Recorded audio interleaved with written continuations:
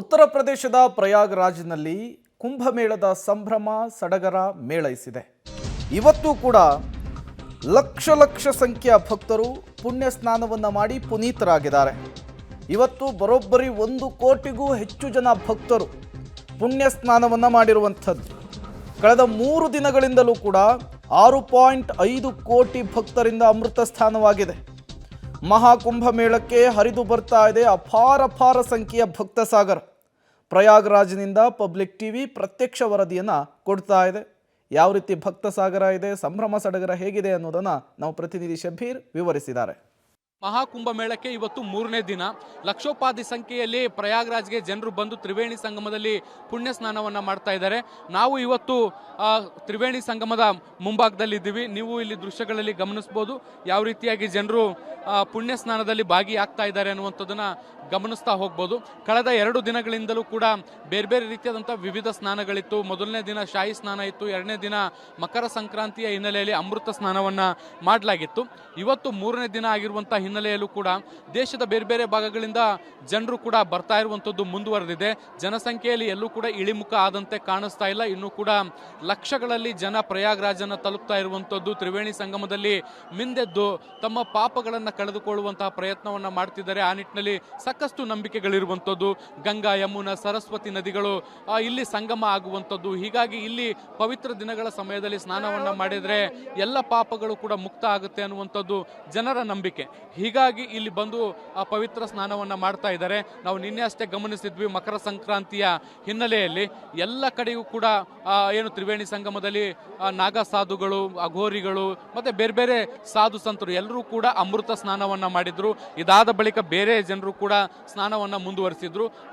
ಅದರಂತೆ ಇವತ್ತು ಕೂಡ ಸಾಮಾನ್ಯ ಜನರು ಈ ಒಂದು ಪುಣ್ಯ ಸ್ನಾನವನ್ನು ಮಾಡ್ತಾ ಇರುವಂಥದ್ದನ್ನು ಕೂಡ ನೀವು ದೃಶ್ಯಗಳಲ್ಲಿ ಗಮನಿಸ್ತಾ ಹೋದ್ರಿ. ಎಲ್ಲೇ ಹೋದರೂ ಕೂಡ ಜನವೋ ಜನ ನಮಗೆ ನೋಡಲಿಕ್ಕೆ ಸಿಗ್ತಾ ಇರುವಂಥದ್ದನ್ನು ನೀವು ಗಮನಿಸ್ತಾ ಇದ್ದೀರಿ. ಬೆಳ್ಳಂಬೆಳಗ್ಗೆ ಬೇರೆ ಭಾಗಗಳಿಂದ ಬರ್ತಾ ಇರುವಂತಹ ಜನರು ಇಲ್ಲಿ ಬಂದು ಮೊದಲಿಗೆ ಪುಣ್ಯ ಸ್ನಾನದಲ್ಲಿ ಭಾಗಿಯಾಗ್ತಾ ಇರುವಂಥದ್ದು.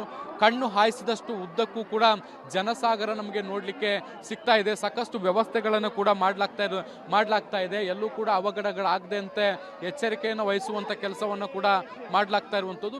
ಬೇರೆ ಭಾಗಗಳಿಂದ ಬಂದಿರುವಂಥ ಜನರು ಭಾಳಷ್ಟು ಖುಷಿಯಲ್ಲಿ ಈ ಒಂದು ಮಹಾಕುಂಭ ಮೇಳದಲ್ಲಿ ಭಾಗಿಯಾಗ್ತಾ ಇದ್ದಾರೆ. ಪುಣ್ಯ ಸ್ನಾನದ ಬಳಿಕ ಬೇರೆ ಭಾಗಗಳಿಗೆ ಭೇಟಿಯನ್ನು ಕೊಟ್ಟು ಏನೇನು ವಿಶೇಷತೆಗಳಿದೆ ಅನ್ನುವಂಥದ್ದನ್ನು ನೋಡ್ತಾ ಇದ್ದಾರೆ. ಇದ್ರ ಜೊತೆಗೆ ನಾಗಾ ಸಾಧುಗಳ ಭೇಟಿಯಾಗಿ ಅವರ ಆಶೀರ್ವಾದವನ್ನು ಪಡಿತಾ ಇದ್ದಾರೆ. ವಿವಿಧ ಧಾರ್ಮಿಕ ಕಾರ್ಯಕ್ರಮಗಳಲ್ಲಿ ಭಾಗಿಯಾಗಿ ಅಲ್ಲಿ ನಡೆಯುವಂಥ ಚರ್ಚೆಗಳನ್ನು ಕೂಡ ಕೇಳ್ತಾ ಇದ್ದಾರೆ. ಇದೇ ರೀತಿಯಾದಂಥ ಸಾಕಷ್ಟು ಚಟುವಟಿಕೆಗಳು ನಮಗೆ ಪ್ರಯಾಗ್ರಾಜ್ನಲ್ಲಿ ನೋಡಲಿಕ್ಕೆ ಸಿಗ್ತಾ ಇದೆ.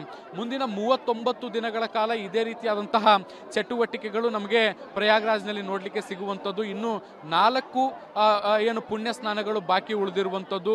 29ನೇ ತಾರೀಕಿಗೆ ಮುಂದಿನ ಪುಣ್ಯ ಸ್ನಾನ ಇದೆ. ಆವತ್ತು ಕೂಡ ಇದೇ ರೀತಿಯಾದಂಥ ದೊಡ್ಡ ಕ್ರೌಡ್ ನಮಗೆ ತ್ರಿವೇಣಿ ಸಂಗಮದಲ್ಲಿ ನೋಡಲಿಕ್ಕೆ ಸಿಗುತ್ತೆ.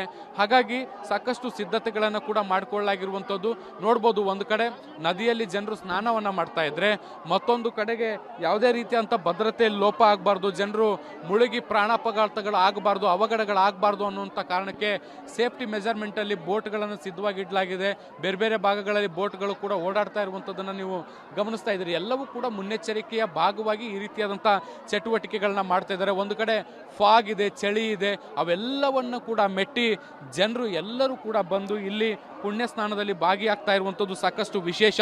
ಮಹಾಕುಂಭ ಮೇಳ ಅಂದರೆ 144 ವರ್ಷಗಳಿಗೆ ಒಮ್ಮೆ ಬರುವಂಥದ್ದು.